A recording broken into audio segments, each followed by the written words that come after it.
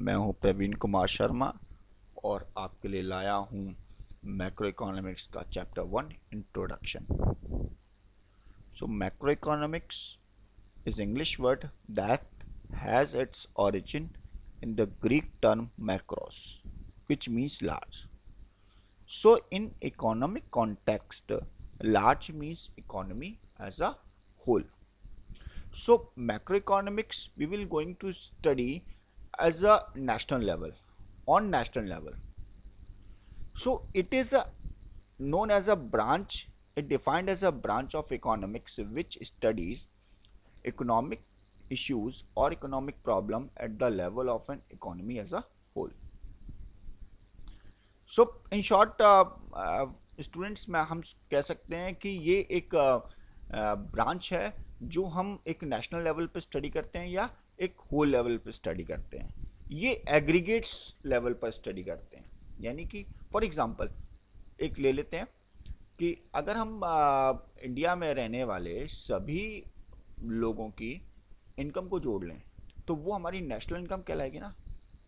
तो हम national income जब पढ़ेंगे तो वो हमारी मैक्रो इकोनॉमिक्स कहलाएगी। जब हम किसी एक इंडिविजुअल की इनकम के बारे में पढ़ेंगे वो हमारी माइक्रो इकोनॉमिक्स कहलाएगी। सो ये डिफरेंस होता है मैक्रो और माइक्रो। आई होप समझ में आ रहा होगा। तो it deals with the determination of general price level और आउटपुट इन द इकोनॉमी। जैसे कि इनकम के बारे में बताया था, वैसे ही अगर हम पूरी कंट्री की आउटपुट अगर जोड़ लें, निकाल लें, तो वो हमारी पूरी इकोनॉमी की आउटपुट कहलाएगी। So it is also known as general equilibrium analysis और इनकम थ्योरी। अब आगे चलते हैं। Subject matter of economics, macroeconomics के सब्जेक्ट मैटर क्या है। सो मैक्रो इकोनॉमिक्स में जो भी हम पढ़ते हैं वो हमारा सब्जेक्ट मैटर होता है।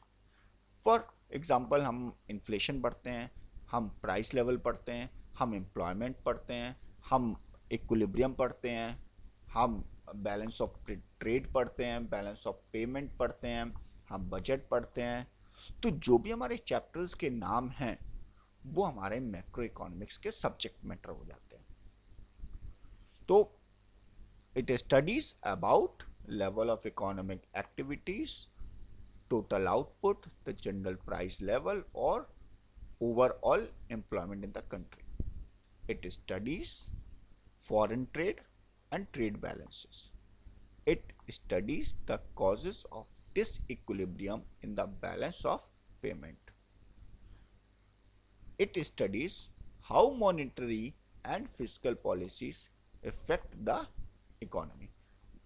स्टूडेंट्स, ये मॉनेटरी पॉलिसीज वो पॉलिसीज होती हैं जो आरबीआई बनाती हैं, फिस्कल पॉलिसीज वो पॉलिसीज होती हैं जो गवर्नमेंट बनाती है।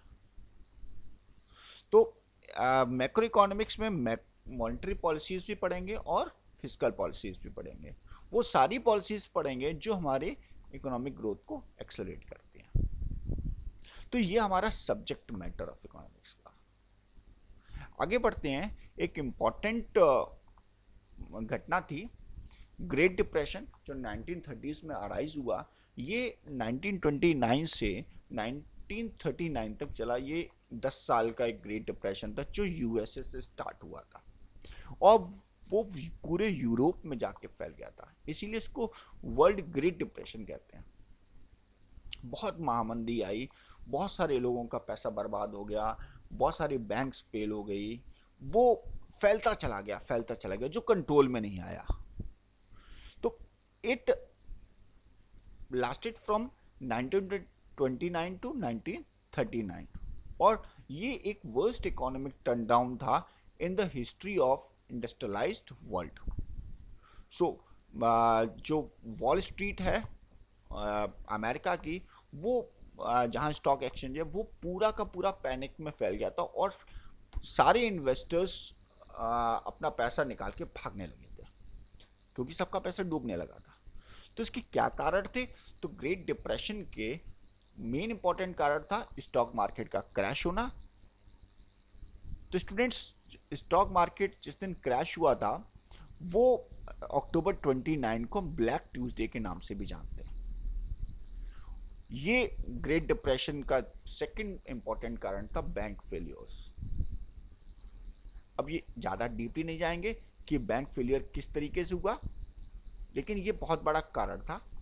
Reduction in purchasing across the boards, जो विदेशों से होने वाली खरीद थी वो खरीद कम होने लगी और दुनिया में ड्रॉट कंडीशन आने लगी, अकाल पड़ने लगा।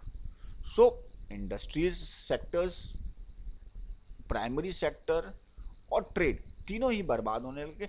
बस ये जो ग्रेट डिप्रेशन है शुरुआत यूएसए से होता है और ये फैलता चला जाता है, मंदी जिसको बोलते हैं, महामंदी। तो ग्रेट डिप्रेशन 1930s में अमेरिकन फैमिलीज को तो पैनिक में लाती हैं।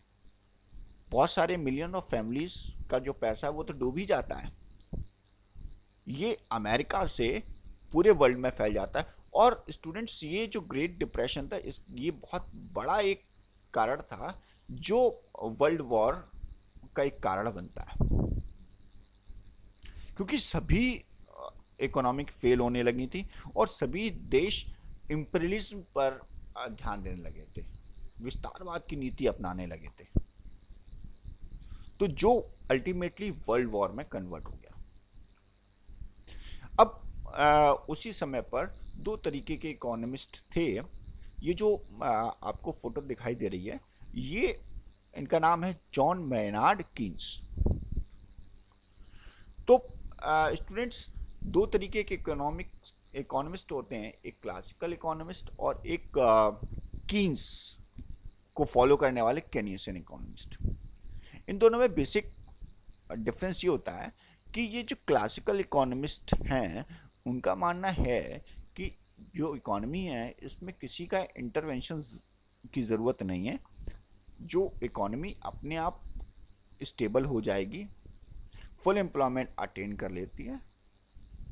लेकिन जे.एम. कीन्स का मानना था कि गवर्नमेंट को इम्पोर्टेंट रोल प्ले करना चाहिए, फुल एम्प्लॉयमेंट अगर लाना है तो, इकोनॉमी को स्टेबल करना है तो ये ग्रेट डिप्रेशन के बाद जो जे.एम. कीन्स थे, इनकी जो स्टडी, इनकी थ्योरी पर ज़्यादा फोकस होने लगा, क्योंकि क्लासिकल इकोनॉमिस्ट बोल रहे थे कि गवर्नमेंट को इंटरवीन नहीं करना चाहिए और गवर्नमेंट इंटरवीन नहीं कर रही थी, इसीलिए जो ग्रेट डिप्रेशन है वो अमेरिका से फैलते फैलते पूरे वर्ल्ड में फैल गया और लगभग 10 साल चल गया। तो इन्होंने इसी टाइम पर अपने बहुत इंपॉर्टेंट कंट्रीब्यूशन दिए थे। ये एक इंग्लिश इकोनॉमिस्ट हैं, जर्नलिस्ट भी हैं, फाइनेंशियर भी हैं और इन्होंने अनएम्प्लॉयमेंट पर थ्योरीज दी हैं। इनके इम्पॉर्टेंट वर्क्स हैं general theory of employment, interest and money, जो 1935 में और 1936 में लॉन्च हुई थी और इसमें इन्होंने एडवोकेट किया है इकोनॉमिक रिसेशन के रेमेडीज में, जिसमें गवर्नमेंट स्पॉन्सर्ड पॉलिसी होनी चाहिए फुल एम्प्लॉयमेंट की।